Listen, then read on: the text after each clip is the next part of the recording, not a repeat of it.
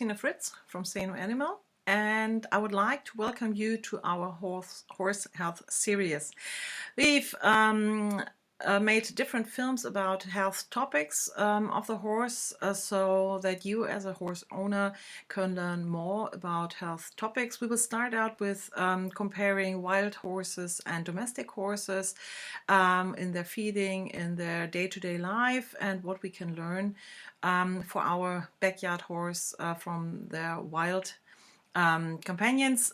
We will take a close look at the digestive system, what happens where, and what this tells us about feeding management, because feeding is key, especially for metabolic disorders in a horse.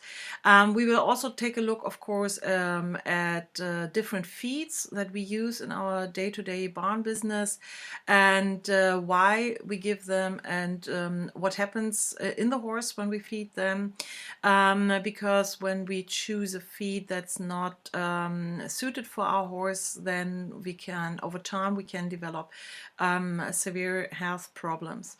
This is, of course, then the next step. So if the feeding is not well suited for my horse, what happens to the liver, what happens to the kidneys, why can't they do their job anymore, and how can I detect early on when the horse starts to develop problems? Long before we can see diseases, we often see early markers that show us that the metabolism doesn't really work perfectly anymore. So we will, of course, look at that, and we will discuss the issue of the horse's weight. That's a big thing in the stables right now, because we have many horses that are overweight.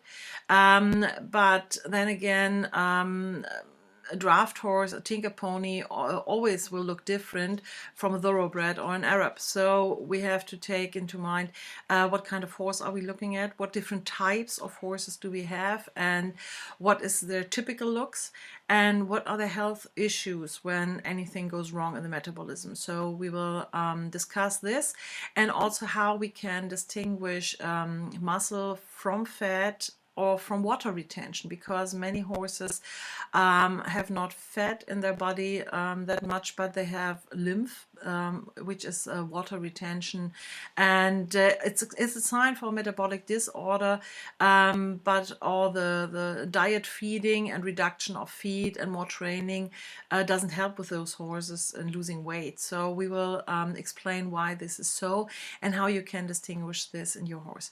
All the parts are accompanied by Q&A sessions, so please send in your questions that are still open after watching the films by email, and we will prepare it, and then we will meet each other in the Q&A session and answer those questions. I'm really looking forward to the discussion with you, to answer this, and to learn more about your horse, and of course that you can learn more about healthy feeding, healthy housing for your horse, and what factors influence your horse's health and metabolism.